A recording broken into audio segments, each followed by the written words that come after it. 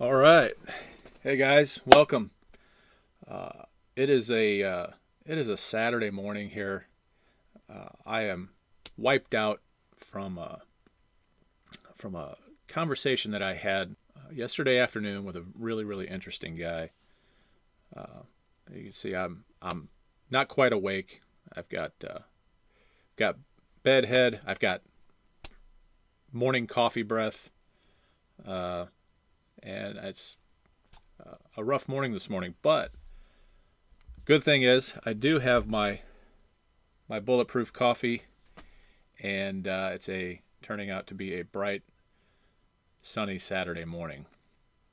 But I wanted to jump on here before I even woke up because I had a conversation, like I said, with a gentleman yesterday uh, who is very much so a numbers guy, and we have our own um, subject to calculator that we send out to folks for free. You can go download that at sub2empire.com on the resources page. If you just go to sub2empire.com/resources, I'll put the link in the description.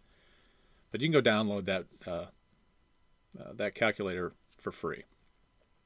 But this gentleman actually took my calculator and just absolutely, he blew it up, expanded it into something that a useful tool for him that he uses in his market. And I just had a really interesting conversation with him. It was really a pleasurable conversation, but it really got me spun up last night, and I definitely had trouble falling asleep. If we have some participation with this video, uh, we may be able to talk this person into providing his calculator or his spreadsheet to all of you. This gentleman's name is Bill Reich. He is out of the DMV, Washington D.C. area.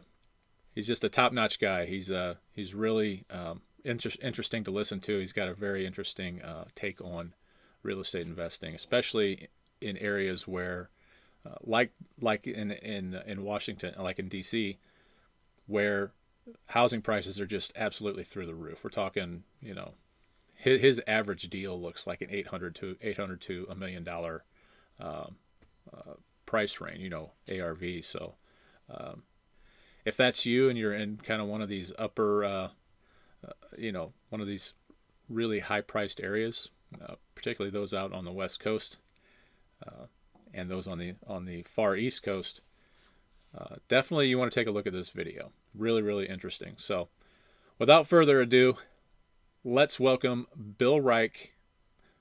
This is just going to be a very candid conversation. It's just a conversation between him and I. I did get his permission to record it and to put it out here for all of you to watch as well. So just watch through it and see if you can get any ideas that maybe you can use in your own markets.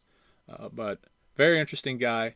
This video will start in 3, 2, 1.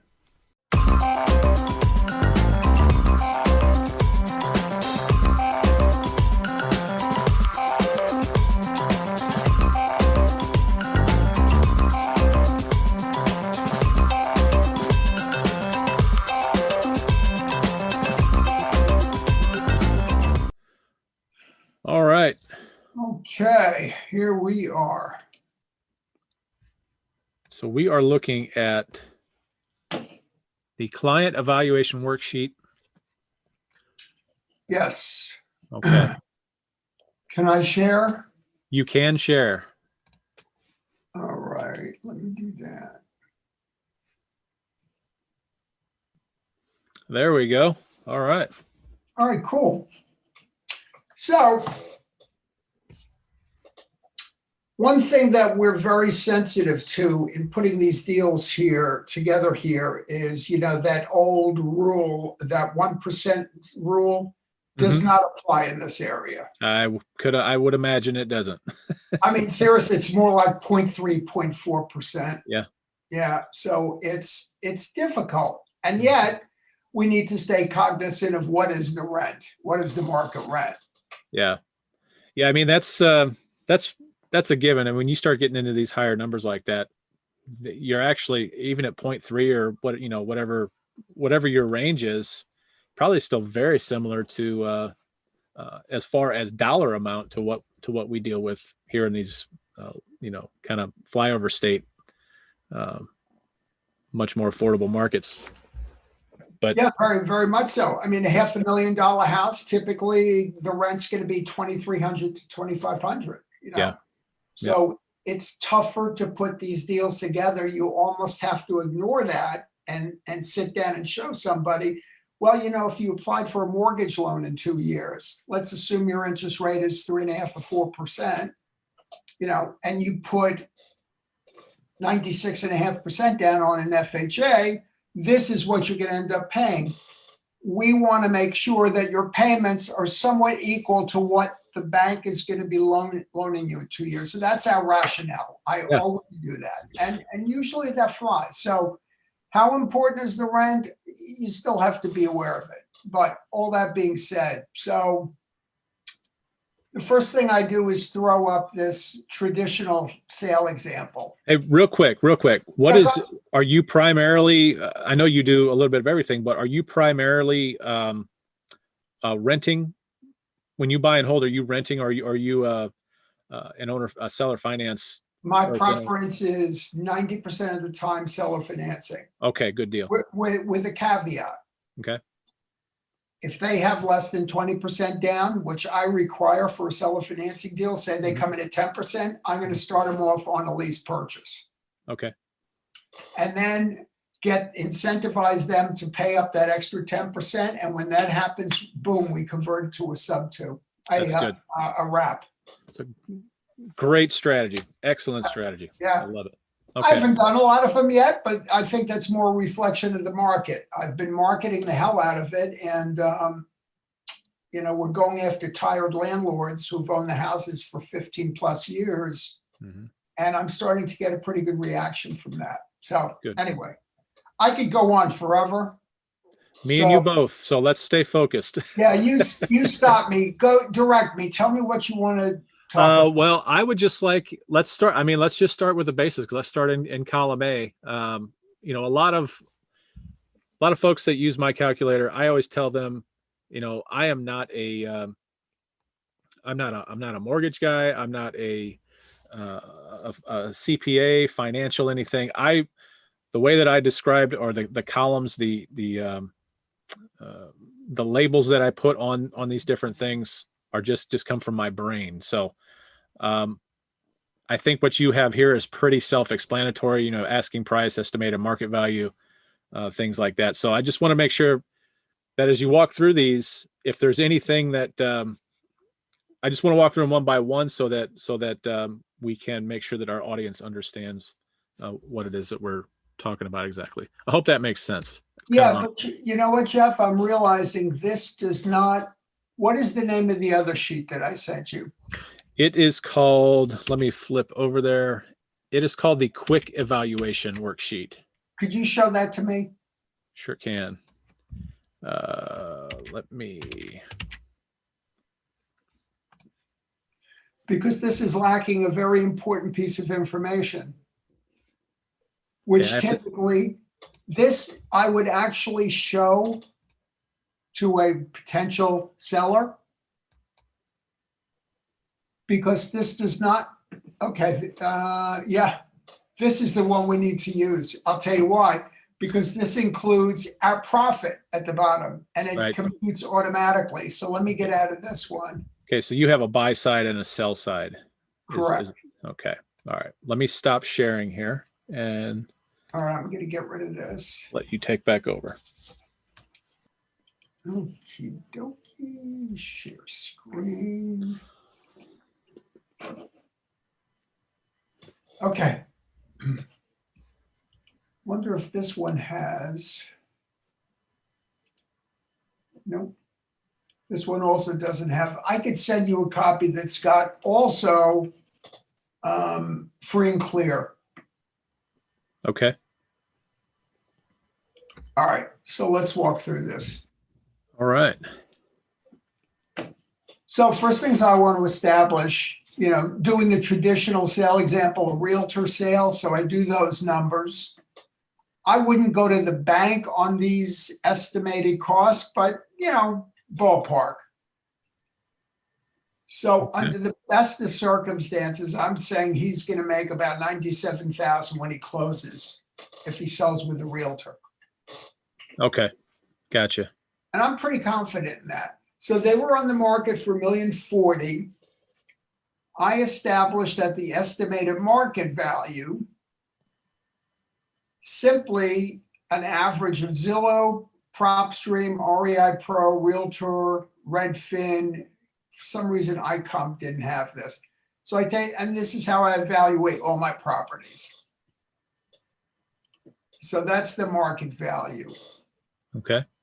They currently, their original mortgage was taken out on September of 2019. It was 833.6. They've paid it down to 811, which leaves them a current equity of 228.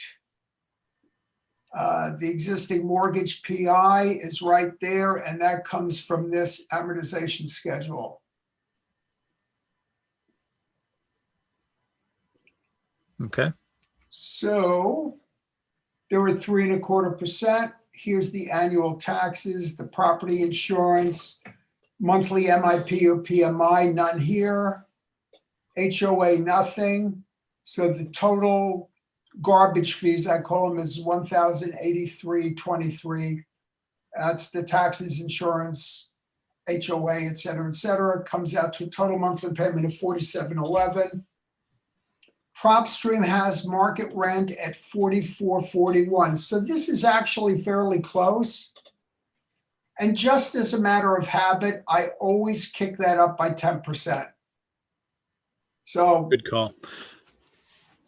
Yeah, I'm actually kind of surprised that the taxes on this, you guys have well, this property in particular has a relatively, I mean, no one wants to spend an extra $10,000 in taxes, but on a $1 million home, it's not terrible. well, if they didn't have a homestead exemption on this, it'd probably be a heck of a lot more. Oh, okay. Didn't cross my mind. Yeah, so theoretically, that's the number I should be using if I buy the property. But so there's the monthly payment, there's the market rent. I'm saying the premium market rent is $48.85. I'm saying the custom rent kicks it up to about $5,500. That's just for grins and giggles. Okay. Assuming we close on May 1st, they will have had 20 payments up to that point. So buying assumptions, I knocked off 2% from the asking price.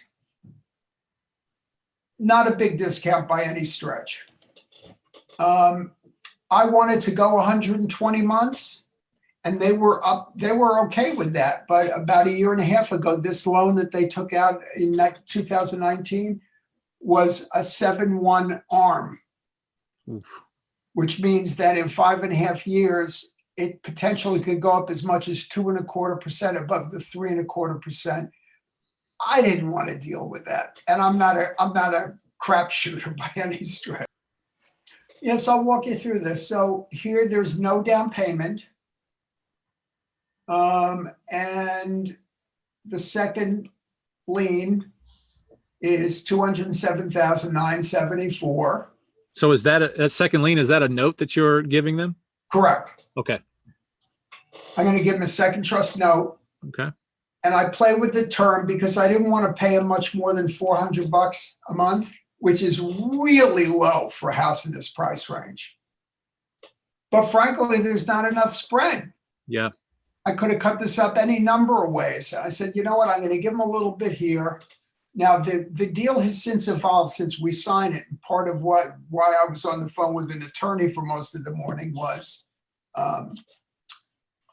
we've made certain modifications. I'm actually going to give him $25,000 cash, which wipes out the $400 a month that we're giving him. So that increases our cash flow to about $650 a month, which I'm a lot more comfortable with. I'd rather give him the 25 out of the down payment I collect. Right. So the combined payment is $4,044. That's just principal and interest. And he's getting 416. So at the end of 5 years, the first is going to have a balance of 718. The second is going to have a balance of 183 for a total of 901 that I'm going to have to pay the seller at the end of the 5-year term. So the seller's essentially netting the 207, which equals the second trust.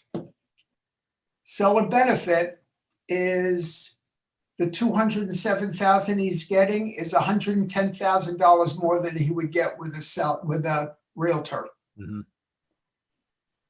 The return on equity is 48%, and on a 5-year term, that's about a 9.63% return on invested capital. And the way I sell that is, tell me where else are you gonna get that? Secured by a property that you've lived in for 14 years. Yeah. Yep. 100%. And so your 120 month, your 10-year, yep. Seller net benefit. Obviously, if he goes 10 years, you're willing to give him a little bit more, little bit bigger piece of the pie. Yeah, and it's not much. 1.5%. Again, you play with the numbers until it just kind of fits, and you go out with that offer. That's what I do. And then the guy says 1.5% is too low. I say, okay, I can give you, how much interest do you want? 3%? Okay. I'm going to have to take that off the back end. Or I'm going to have to lower my offer. Well, that's what I mean. Okay, gotcha. Yeah. That's exactly what I mean. So he gets a little bit more cash. He gets 22, almost 23,000 up front. And over 10 years, he's going to make almost, 159,000 more than he would with a realtor. It's a 70% return on equity, or almost 7% a year return on equity.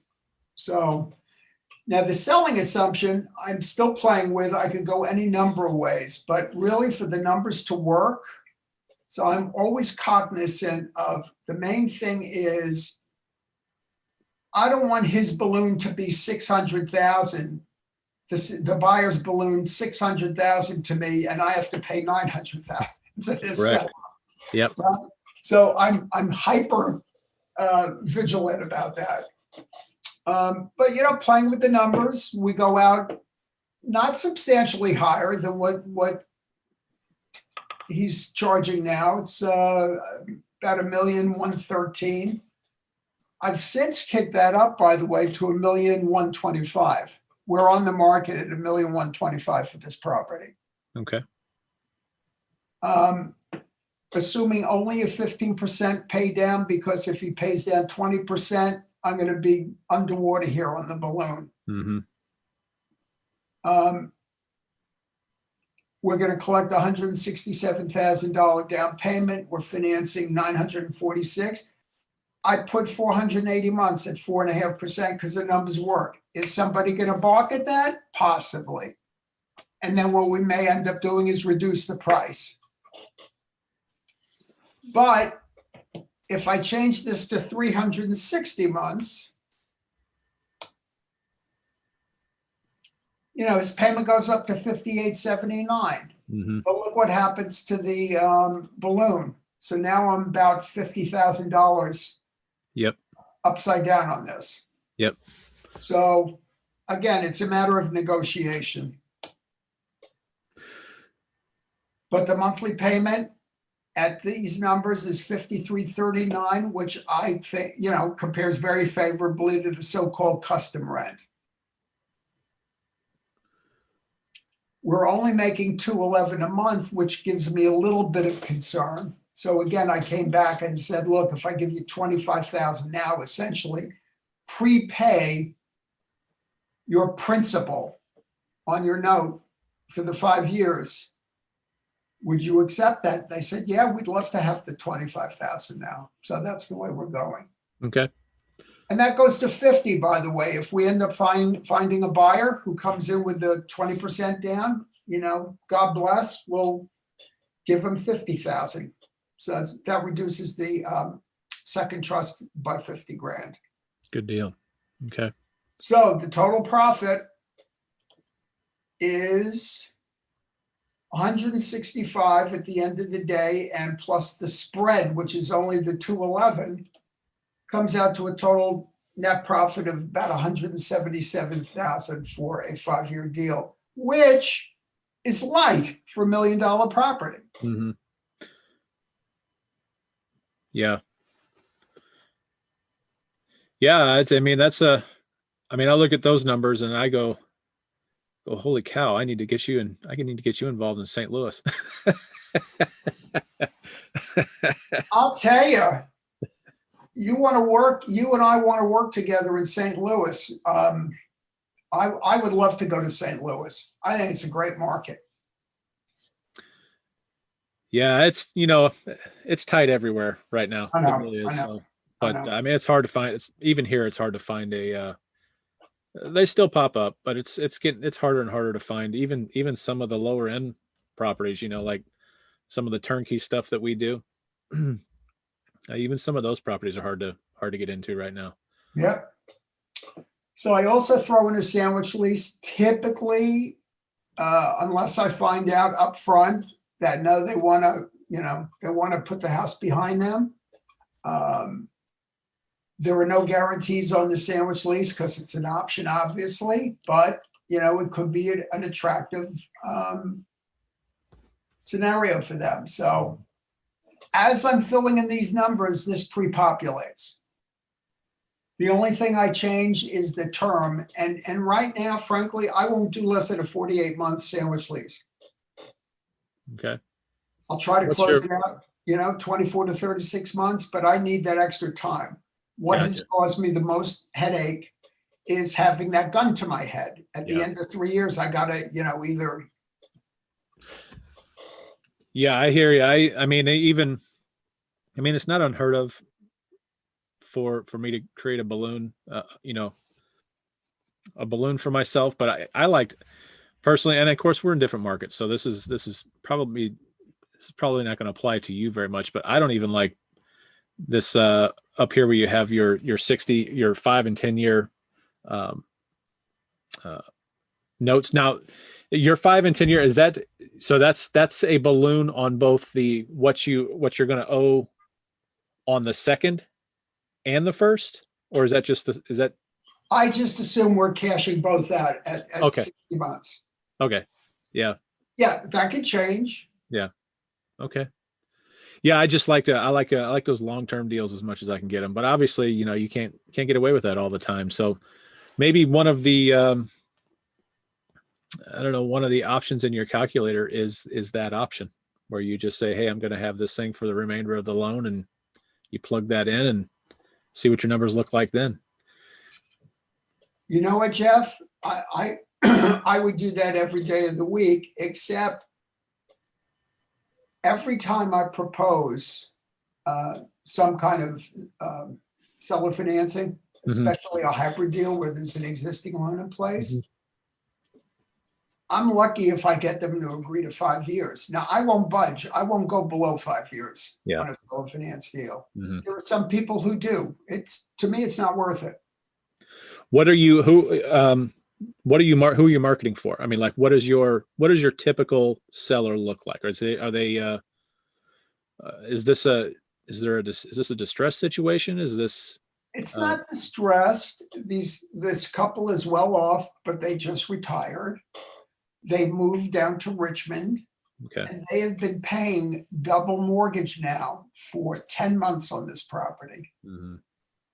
Well, that's distressful. Yeah. I mean, the property's not distressed. Yeah. Situation. They want to do this deal, and they basically told their attorney to, take her objections to this deal and you stick it where the sun doesn't shine, because they want to get this deal done. Yeah. And I bought myself 90 days. I said, look, if I get somebody in earlier, I'll start paying your mortgage, the next day.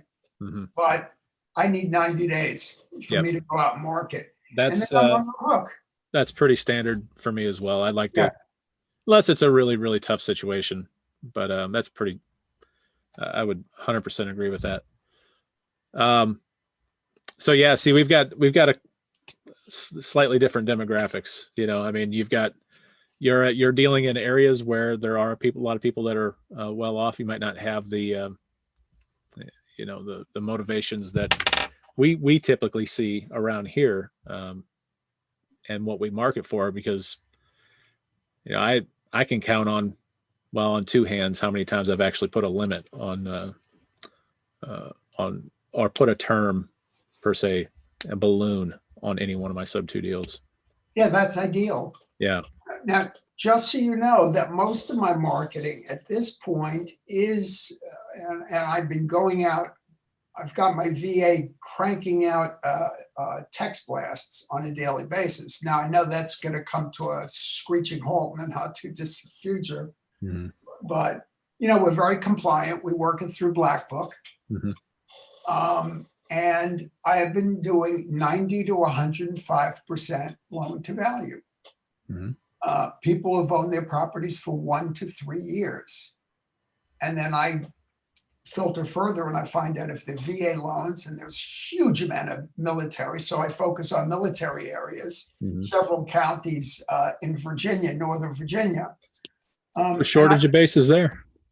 No shortage. I think we've got 8 in the entire area. Yep. So that's been the bulk of my marketing. So I am looking for those. I had a deal wrapped up.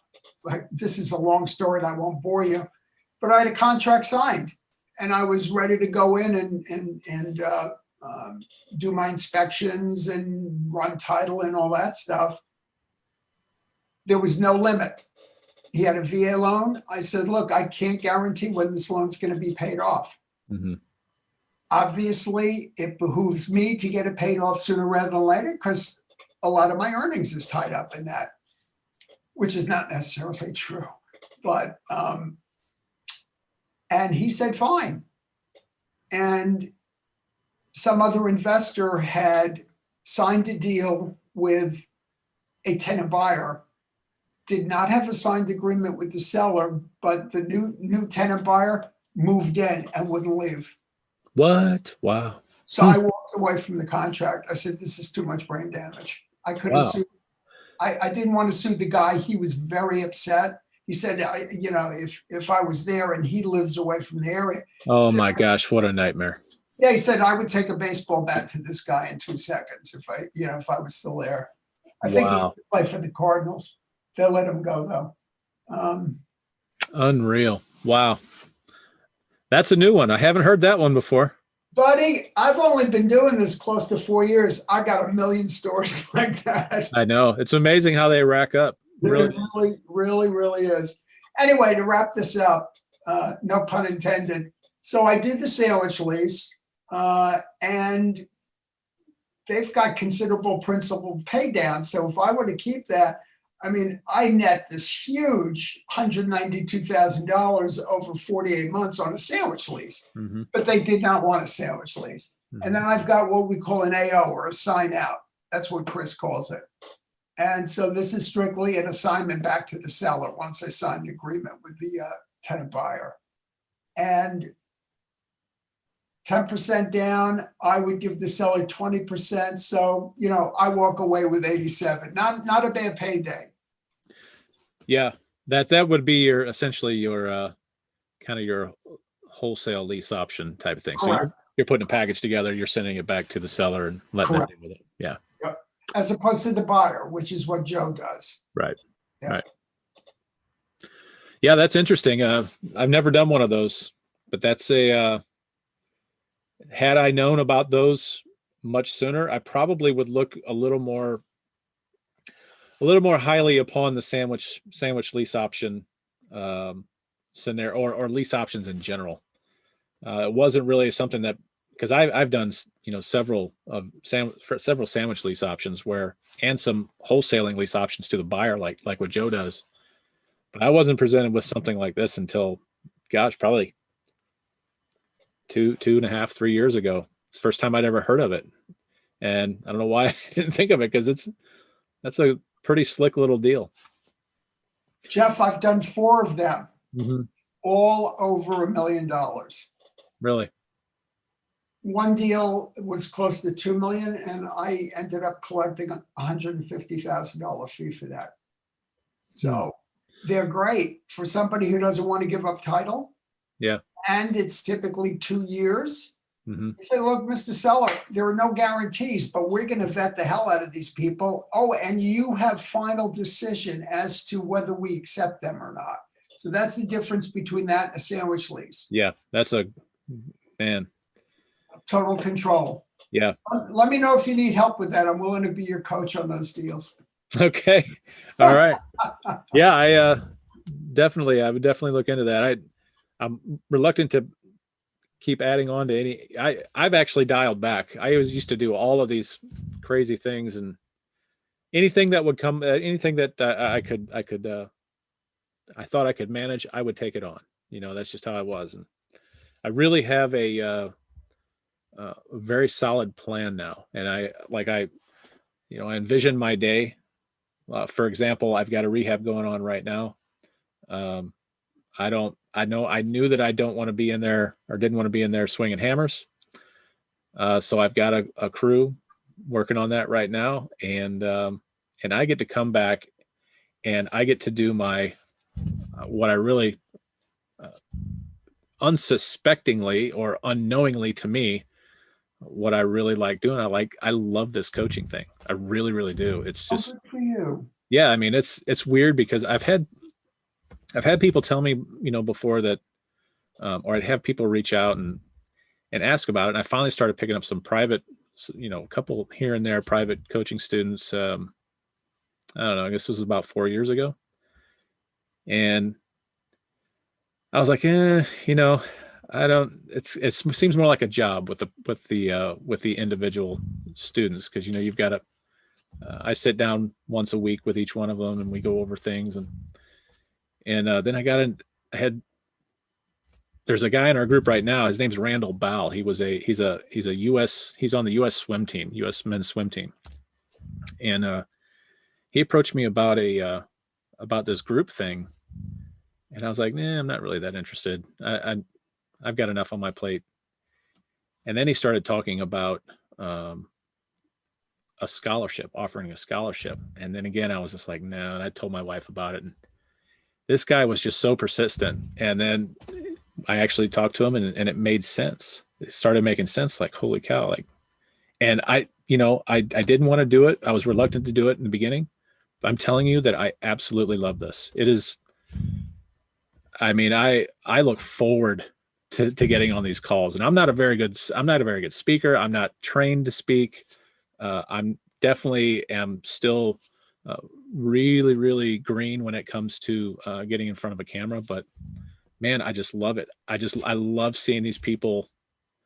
Like, I got a guy. He's literally texting me right now as we're talking. He's down in San Antonio, and he's putting a deal together, and it's all off of the marketing I told him to do, the list that I told him to pull, the strategy I told him to go at. I mean, it's just all, and it's like, all right, he's getting it. He's getting it, and he's doing deals. And I don't know, it's a really good feeling. It's just a really, um, It's a great feeling when you help somebody. It's really, it's outstanding. But you also have to hold them accountable, because if they don't respond to your coaching, then it's a waste of your time. yeah, yeah. That's why I'm moving towards the group thing, because if you don't want to put in the work, hey, there's proof on these calls. There are other people in this group. There's proof that what I'm telling you works. Oh, yeah. You're just not putting in the work. You're just not doing the work. Honestly, it's been so fun. I mean, on top of that, I mean, I do stuff outside of just the calls, but like literally that's 2 days a week that I sit on a call. I mean, obviously I you know help people outside of the calls, but still, like, that's 2 days a week, and I love it. I get my time back. I get to uh, make a little scratch, and I get to help tons of people. So it's just great. It's just a really, really And you fun get thing. to play with Shelly, which is fun. Yeah. Yeah. She gets to give me trouble. Yeah. She's adorable, by the way. I love some of your, the stuff that I've seen with you guys. She's Yeah. We looks like have you a have a very, great relationship. It's very unique. Let me put it that way. Nice. I also get the impression she doesn't let you get away with much. She doesn't let me get away with anything, really. I'm always, if I'm not always out of the corner of her eye, I'm right under her thumb. We have fun though. A lot of fun. We have fun. How do you characterize the people in this group? Are they newbies? Are they grizzled old veterans and everything in between? Or we have people that have never. I've got a couple of brand new wholesalers here in St. Louis. Which, by the way, just an absolute another like proud dad moment. These guys are absolutely destroying it right now. I mean, I'm so proud of them. They listen, they take the information in, and they act, and I love it. so are these guys still doing wholesaling, or are they moving towards creative financing? Well, that's the thing that we teach is we don't like to put people in a corner. So what we do, they're going to be wholesalers. I mean, that's what they like to do. But I'm trying to show them how you can incorporate creative strategies in with wholesaling too. I mean, the number one problem that we all have, that wholesalers have, is finding buyers. Mm-hmm. And so if you break that down, you get to the root of that problem. The problem is, well, number one, the problem is cash buyers. Cash buyers just don't pay. I mean, that's just true anywhere you go. So our strategy is we always use the MLS. We don't even build a cash buyers list. It's pointless. So our strategy is to combine a little creative financing with your wholesale deals. So essentially, the seller is your financier. The deal's already funded. You just have to you have to work on getting that property and getting the deed to that property. Then if you want to wholesale it, you can put it out on the MLS. It doesn't make any sense to have a cash buyers list. There's your buyers list, is the MLS. So that's they've done that a couple times, and they've made a pretty good chunk of change. They've done pretty well. Yeah. What's your emphasis on marketing? I don't want to take up a lot more of your time, but I'm really I've got all afternoon. Don't worry about it. Our take on marketing is we avoid the flavor of the months. That's what we do. We do tried and true. We know what works. I see people jumping constantly from one thing to the next, to the next, to the next, and never really establishing themselves or perfecting what they had done previously. It's just there. And so we do things like, for example, we have our bird dog program. When everybody thinks about bird dogging, they think about going out and talking to somebody, maybe giving them an app to, like Profit Drive or something like that. Yep. We don't do that. We actually put together an entire package that includes all of our bird dogs get a Bandit Sign on Wheels sticker. They get Profit Drive. They get pamphlets. They get business cards. They get a landing page. They get all of this stuff. It's part of a whole package. And so that's what they're in the middle of right now. These two guys that I was telling you about. That's impressive. I love that. So Bandit Signs on Wheels actually works. Oh my gosh. I tell people, I know that, well, Ruben, right? Yes. Ruben he's the guy who started that, right? Yeah. Ruben has about 400 cars. He averages about 400 cars out in Phoenix. And I tell everybody, and Phoenix is a huge, I mean, it's just a massive area. It's got to be 25 miles in circumference. It's huge. But I always tell my guys, like, if you implement just one thing, if you implement a Bandit Sign on Wheels, now it's going to take you, it's going to take you a while to get it up and running. It's going to take you a year, essentially. So our plan is if you want to implement Bandit Sign on Wheels, you could 100% run your entire business off of Bandit Sign on Wheels. Damn. Just that one strategy. And the cool thing about it is, you're going to have attrition. You're going to have people that fall off. They peel the stickers off their cars, or they sell their cars, or they wreck their cars, whatever that is. But so you do have to keep that going. But for the most part, I would say probably 2/3 of all of my drivers that I have still to this day, from 4 or 5 years ago, still to this day have their sticker on their cars. We still get calls off of these, and didn't actively keep up with it. So we stopped at 40 in St. Louis, and we still get calls off of them today. It's crazy. So we just kind of did like a big roundhouse kick to that whole program and just totally redesigned it so that we have this package that we can just hand to somebody and kind of a la carte, if you will. We have different pay structures inside that. Obviously we put a sticker on somebody's car. They're not really doing anything. I mean, they're just driving around, so we pay them less. But if they want to add driving for dollars, we will pay, per lead or, plus per deal. All right, guys, thanks for joining me. Sorry for the abrupt ending there, but the rest of that conversation was more personal, more of a personal nature. So I hope you got something out of it. I hope you got some good ideas, maybe something you can go back and implement in your own business. And again, thank you very much. Go ahead, if you wouldn't mind, head down below and click that like button, click the subscribe button, and then finally hit the notification bell and get notified every time we upload a new video to the channel. Thank you very much. Take care. We will see you next time.